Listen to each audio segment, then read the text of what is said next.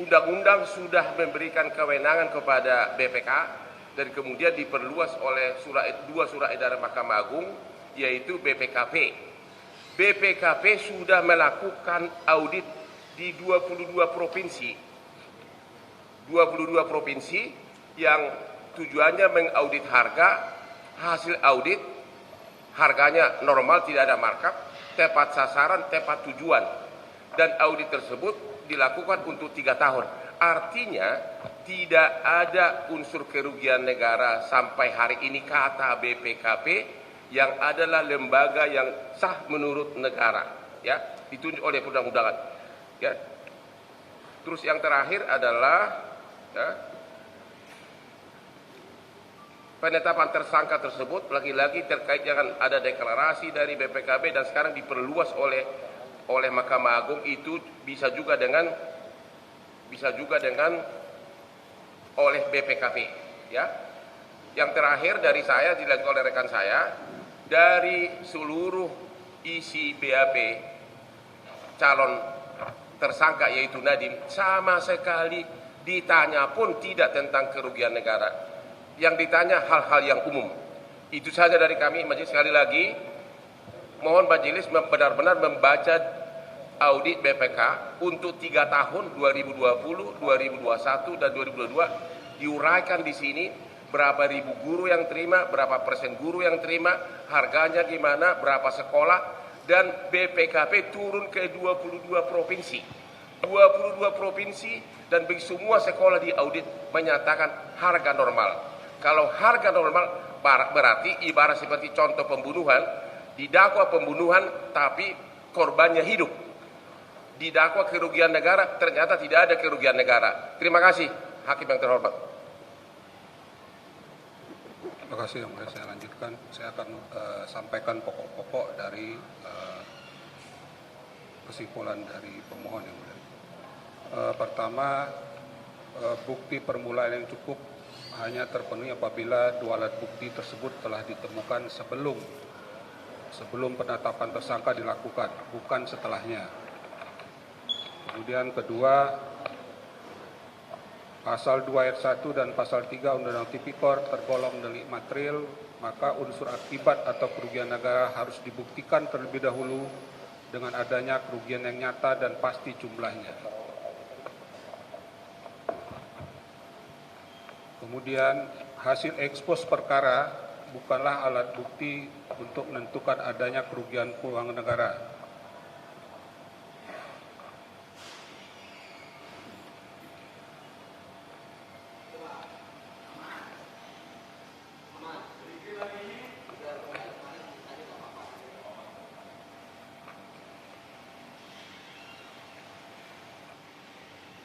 Untuk alasan selanjutnya silakan kita sampaikan sesuai ada yang kesimpulan. Pada pokoknya hal itu yang menjadi pokok-pokok dari kesimpulan kami. Sudah cukup?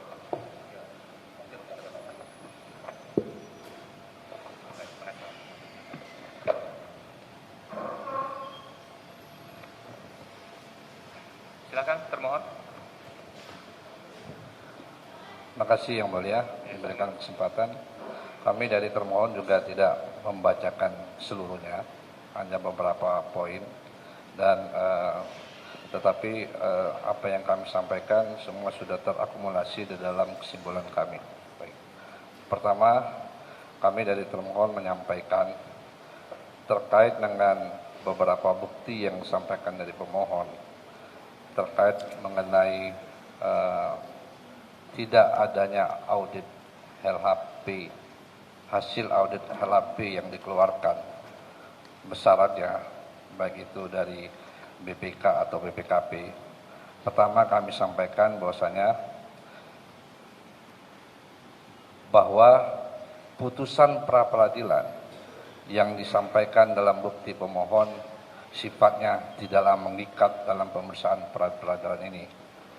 Namun setidaknya juga terdapat 3 perkara besar tindak pidana korupsi dalam permohonan pra-peradilan di Pengadilan Negeri Jakarta Selatan yang pokok-pokok permohonannya pada dasarnya adalah sama dengan permohonan pra-peradilan, yaitu tentang tidak sahnya penetapan sangka dan penahanan karena dianggap tidak terpenuhinya minimal alat bukti, yaitu tidak adanya bukti laporan hasil audit BPK atau BPKP yang menunjuk jumlah kerugian negara.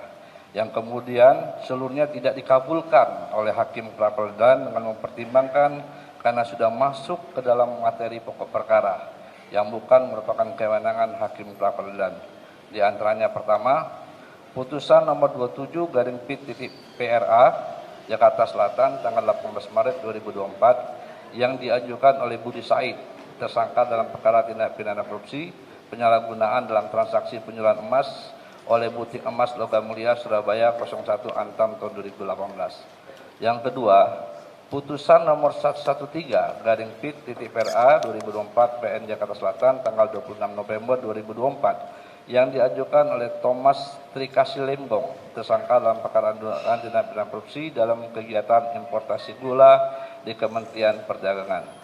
Yang ketiga yaitu putusan nomor 111/P.PRA 2023 PN Jakarta Selatan tanggal 19 Oktober 2003 yang diajukan oleh Insinyur Sofia Balpas, tersangka dalam perkara dugaan tindak pidana korupsi pada pekerjaan pembangunan desain and build jalan tol Jakarta Cikampek sampai dengan Kerawang sudah masuk on off ramp pada simpang susun sekunder Kerawang Barat.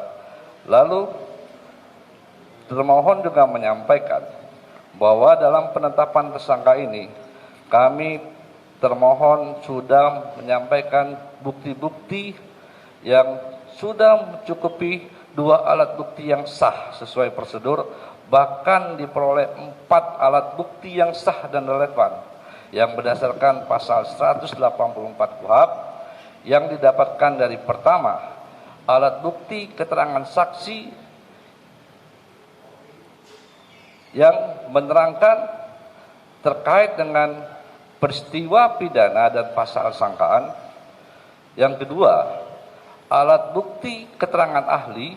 Pertama adalah ahli keuangan negara yang menyebutkan itu adalah keuangan negara. Yang kedua adalah ahli dari LKPP tentang pengadaan barang jasa. Yang ketiga adalah ahli dari BPKP yang mendeklar telah terjadi perbuatan melawan hukum dan ada kerugian negara. Yang berikutnya adalah alat bukti atau lagi ahli pidana yang menyatakan tentang pendapatnya mengenai pidana dan keterangan ahli HAN. Yang berikutnya adalah alat bukti surat. Alat bukti surat ini terkait dengan pertama adalah surat tugas pimpinan BPKP untuk auditor untuk melakukan perhitungan kerugian negara karena ada perbuatan melawan hukum dan kerugian keuangan negara. Yang kedua, risalah ekspos yang prosedur dan sah ditangani oleh para penyidik dan auditor yang menyebutkan ada perbuatan melawan hukum dan kerugian negara. Yang berikutnya, kami juga dalam sidang pra-peradilan menyampaikan alat bukti petunjuk maupun barang bukti elektronik sebagaimana disita dalam penyitaan yang sah sesuai dengan prosedur. Dengan setidak-tidaknya seperti itu, ini juga dikuatkan dengan pendapat para ahli, baik itu dari ahli pemohon dan ahli termohon, yaitu pertama, secara limitatif tidak diatur jenis alat bukti apa yang akan menentukan sah atau tidaknya penetapan tersangka. Yang kedua, baik dari pemohon maupun termohon menyebutkan ruang lingkup untuk menguji pra-peradilan adalah sebagaimana Perma nomor 4 tahun 2016, yaitu hanya memeriksa aspek formil saja. Terkait dengan bukti-bukti yang diajukan oleh pihak pemohon berupa BPKP, kami menyampaikan secara tegas, pertama, itu sudah masuk substansi pokok perkara. Namun, kami juga memahami dari pendapat termohon maupun pemohon dari ahli yang menyatakan dia tidak punya relevansi untuk menerangkan apa itu terkait dengan audit maupun metode. Karena metode perhitungan itu jelas berbeda tergantung jenis auditnya. Mengingat hal itu, kami dari kuasa termohon tetap pada kesimpulan yang tidak kami bacakan, ada di dalam kesimpulan. Pada prinsipnya kami meminta supaya teman saya minta dibacakan, yang mulia. Saya bacakan. Pertama, objek permohonan pra-peradilan yaitu surat perintah penyidikan dan sah tidaknya penyidikan bukan kewenangan hakim pra-peradilan, error in objecto, sesuai dengan pendapat ahli pemohon termohon. 2. Petitum permohonan pra-peradilan diajukan pemohon tidak beralasan dan tidak jelas atau unreliable. 3. Penetapan sangka terhadap pemohon yang dilakukan oleh termohon telah berdasarkan hukum dan sah menurut hukum. Keempat, bahwa dalil-dalil pemohon sebagaimana uraian sebelumnya mengenai penetapan tersangka ternyata uraiannya telah masuk kepada aspek material yang merupakan objek pemeriksaan pokok perkara yang tidak lagi bersifat mobil terkait sah atau tidaknya prosedur dan administrasi yang menjadi kewenangan pemeriksaan hakim pra-peradilan. Yang kelima, penahanan terhadap pemohon telah berdasarkan hukum dan sah menurut hukum. Untuk permohonan dalam eksepsi dan pokok permohonan ada dalam kesimpulan. Demikian kesimpulan termohon ini kami bacakan secara singkat dan poin pentingnya di sidang pada hari Jumat tanggal 10 Oktober 2025. Izin yang mulia, jaksa yang ditunjuk termohon adalah Roryadi SMH, jaksa utama Pratama, Teguh Aprianto SMH, Cornelius G. Paulus SMH, Radityo SH. Sekian dan terima kasih. Majelis, hakim yang terhormat, ada satu kalimat kelupaan. Mau diucapkan satu kalimat aja sebelum ditutup. Apa itu? Terima kasih. Sebentar ya, ini ajukan dulu. Udah ya, oh ya. Sebentar. Mari Pak, kesimpulan. Silakan, tadi ada yang mau menyerahkan kesimpulan. Sebetulnya tidak wajib, tapi silakan kalau ada.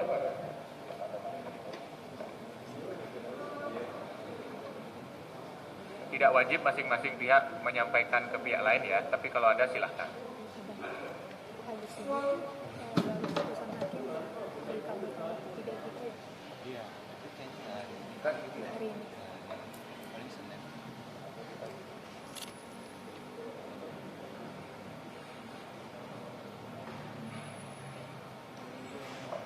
Kemana Pak? Ya. Oh, rekaman sidang. Saudara termohon, kami menerima rekaman keterangan ahli ya. Ini keterangan ahli yang dari pemohon atau dari termohon juga? Dua-duanya.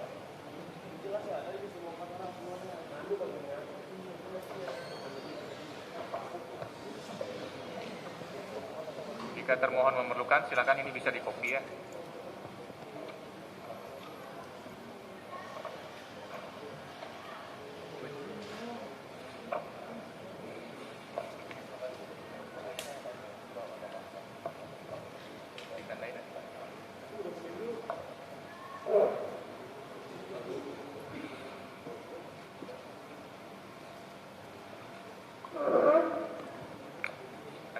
Ya, tadi ada kelupaan satu kalimat di permohonan kami itu ada kami masukkan 4 putusan pengadilan yang mengabulkan pra-peradilan.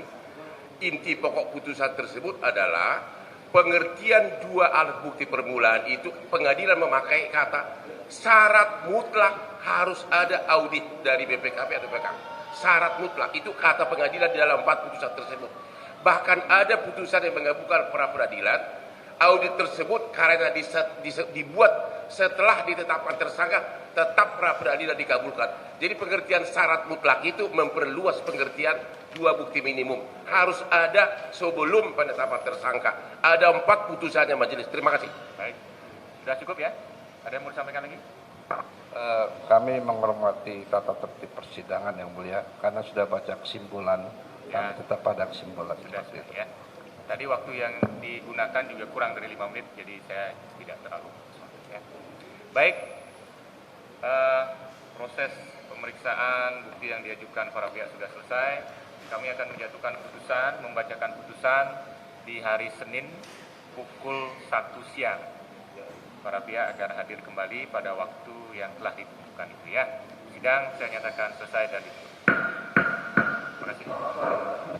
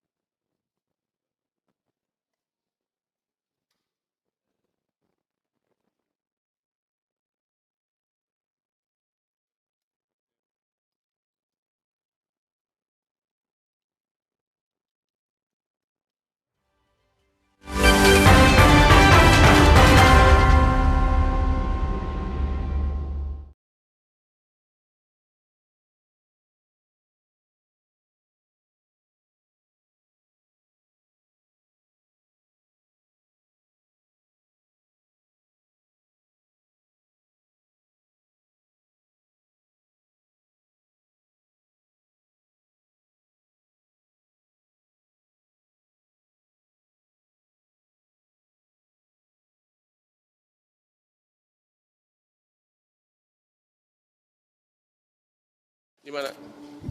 Bang, tadi udah dibacakan nanti putusannya hari Senin tanggal 1. Putusannya hari Senin tanggal 1. Tanggal berapa sih? Tanggal 1, jam 1. Jam 1. Tapi sekali lagi kami menekankan kepada hakim, kan sudah banyak putusan pengadilan yang menyatakan kalau ada kerugian negara, hitung-hitungannya mana? Hitung-hitungannya mana? Belum lagi audit resminya. Ini hitung-hitungannya pun nggak ada. Jaksa mengatakan buktinya diekspos. Ada memang berita acara ekspos, tapi hitung-hitungannya nggak ada. Masih ditulis akan dihitung. Jadi sudah ditetapkan tersangka, bahkan ditahan, belum tahu hitung-hitungannya ada. Kalau hitung-hitungannya lagi dihitung, kan bisa 0, bisa tidak ada, bisa ada gitu kan. Namanya juga mau menghitung, bisa 0, bisa tidak ada. Dan dalam BAP-nya si Nadiem, sama sekali tidak ditanyakan mengenai ini loh angkanya berapa, caranya bagaimana, kerugian itu dari mana, nggak ada pertanyaan itu. 3 BAP-nya si Nadiem sebagai calon tersangka sangat umum, general. Makanya kita mengatakan ini benar-benar melanggar hukum acara tentang minimum 2 alat bukti. Itu. Dan yang paling fatal lagi adalah ini 2 audit BPKP ya. Saya udah bilang berkali-kali, ya nggak apa-apa saya jatuhin. Ini 2 audit BPKP. Ya, sementara mereka lagi ekspos dengan BPKP katanya ada lagi menghitung kerugian negara. Wah, ini BPKP sudah menghitung. Dia sudah menghitung untuk tahun 2020, 2021, 2022 tidak ada kerugian negara. Ini hasil hitungan BPKP. Jadi yang mana kepastian hukum di negeri ini? Ya, di sini disebutkan tepat waktu, tepat sasaran, harganya normal. Ini resmi ada semua kata-kata itu. Jadi mau hitung apa lagi? Apakah BPKP nanti akan mengeluarkan hitungan yang berbeda dengan hitungannya yang lama? Dan ini sudah dicek ke lebih dari 20 provinsi. Berapa persen guru yang terima laptop Chromebook itu, berapa persen murid, berapa persen kepala sekolah. Di sini ada analisanya semua, sampai angka-angkanya semua. Ini bukan sekedar audit biasa, benar-benar diperinci semua nih. Berapa persen banyaknya guru yang telah memakai, dan katanya semuanya memuaskan. Benar-benar di sini oke. Makanya saya kasih contoh pembunuhan. Kalau dalam kasus pembunuhan, kalau ternyata korban yang dituduh dibunuh itu hidup, berarti kan nggak ada pembunuhan. Dalam kerugian negara, kalau ternyata tidak ada kerugian negara, kata BPKP berarti tidak ada korupsi. Jadi benar-benar ini kasus teraneh. Kasus teraneh yang pernah saya temukan selama 43 tahun sebagai pengacara. Walaupun penampilan saya umur 30. Terima kasih. Udah ya? Apa? Dari segi hukum saya 1000% pede. Kan Anda udah lihat di sini. Kan kunci perkara korupsi itu kan ada hitung-hitungan kerugian negara. Dan itu harus ada sebagai minimum alat bukti. Kata pengadilan yang contoh jurisprudensi menyatakan harus sudah ada sebelum ditetapkan tersangka. Ini bukan hanya belum dihitung, sudah dihitung oleh BPKP. BPKP menyatakan nggak ada kerugian negara. Harga normal lah menurut BPKP. Kalau harga normal berarti nggak ada kerugian negara. Jadi apa lagi dong? Nanti apakah BPKP bakal akan membuat hitungan baru? Ya bisa bertentangan dengan ini dong. Dan laptop itu dan tadi mana sekarang? Kan sudah 2020 ke 2025 sudah 5 tahun. 5 tahun ya? Ya sudah 5 tahun. Ini adalah hasil audit kepada ke 20 lebih provinsi. Langsung BPKP-nya turun ke lapangan. Ini semua nih. Semua namanya ada di sini. Ini nih. Lu bayangkan nih. Audit ini bukan audit buat-buatan.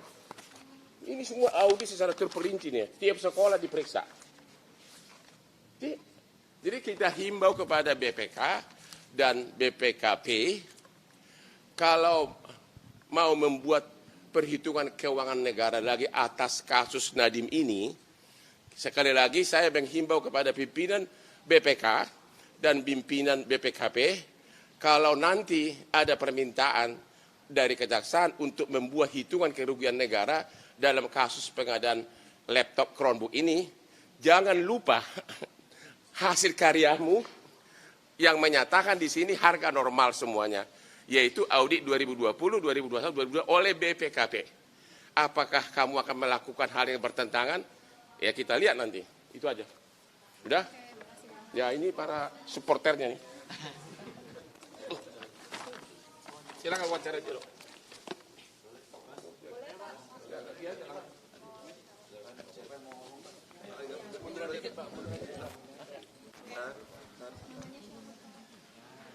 Mulyono,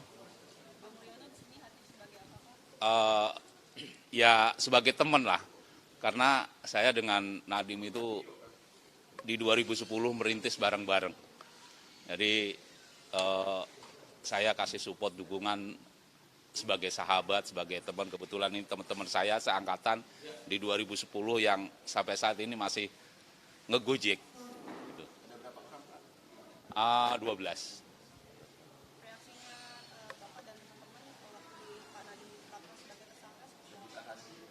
Ya pastinya kaget,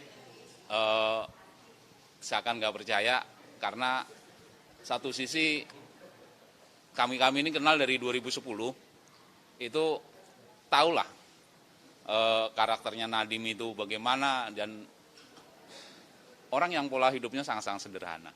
Dia kemana-mana pun selalu naik ojek. Itu sih secara pengenalan dari saya dari 2010 sampai saat ini. Harapan saya sebagai teman, sebagai sahabat, mudah-mudahan kasusnya cepat selesai dan hukum ditegakkan seadil-adilnya di negeri ini. 12. Iya, angkatan 2010 sampai 2011. Ya. Iya. 56. Iya, di masa 10. Jaksa masih ada. Jaksa.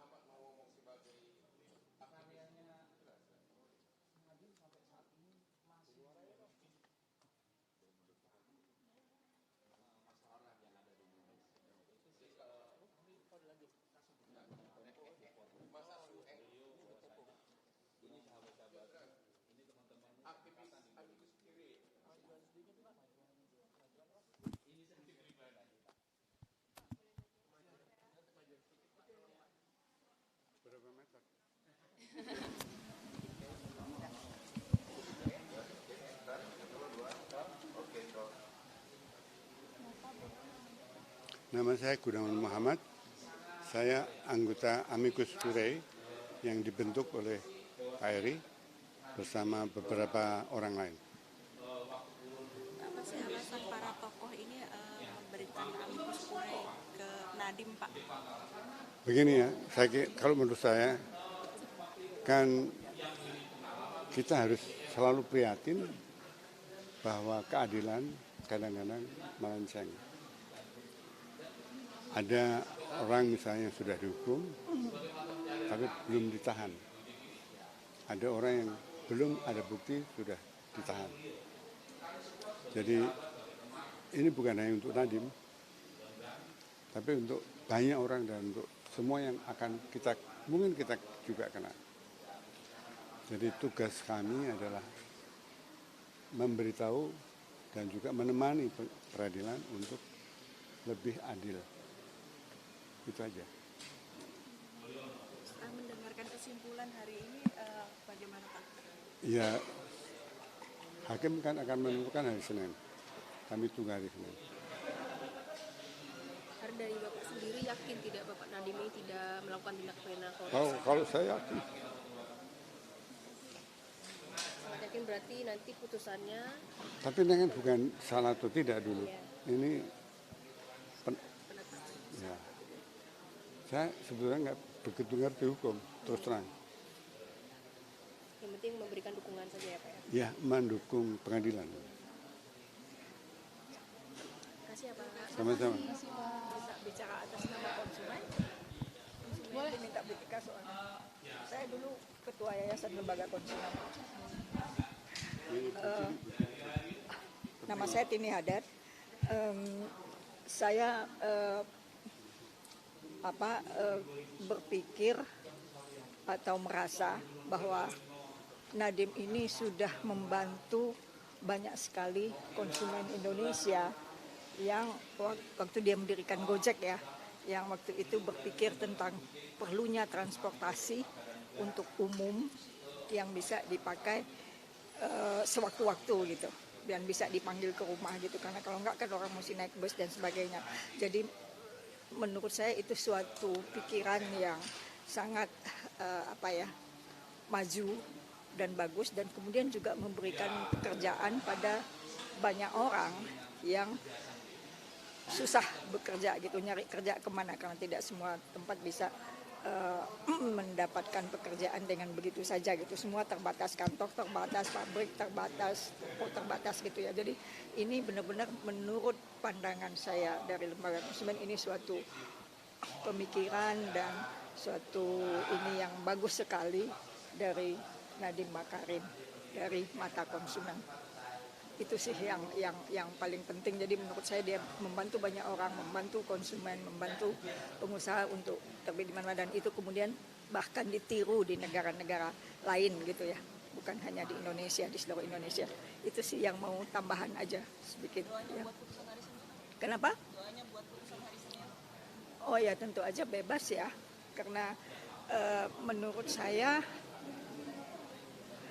kalau urusan korupsi, menurut saya nggak ada sama sekali gitu. Dia tidak mendapatkan dana spesial pun dari situ gitu ya. Dan dan kemudian dia sebagai menteri waktu itu mengeluarkan satu kebijakan yang menurut saya tidak bisa dihukum gitu ya, dipidana, karena itu kan kebijakan juga keluar bukan sendiri ya, itu kan juga dari ini bersama gitu, putusan bersama dari kantor dan juga mungkin juga dari instansi lain gitu, selain dari Kementerian Pendidikan ya. Terima kasih Bu. Dari Ibu Tini Hadad.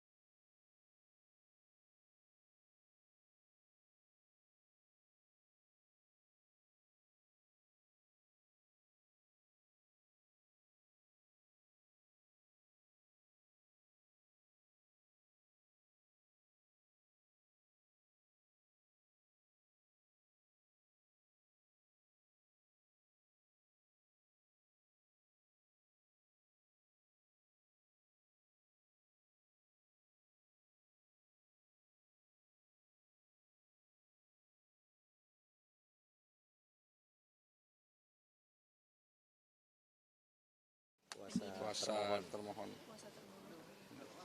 Pak, mungkin kalau bisa disebutkan di poin-poin yang kesimpulan tadi Pak, tadi hasil kesimpulan apa saja sih Pak? Poin-poinnya. Oke, tadi udah kita bacakan poin-poinnya dalam kesimpulan kami. Pertama, bahwasanya penetapan tersangka atas pemohon itu sudah sesuai dengan peraturan dan prosedur. Artinya sudah memenuhi dua alat bukti yang cukup. Dua alat bukti yang cukup itu tadi kan dari kemarin teman-teman media sudah bisa mendengar pendapat ahli baik dari pemohon maupun termohon menyampaikan tidak ada secara limitatif mengatur jenisnya alat bukti apa. Yang penting memuat dua alat bukti sebagaimana yang diatur dalam KUHP maupun Undang-Undang Tindak Pidana Korupsi.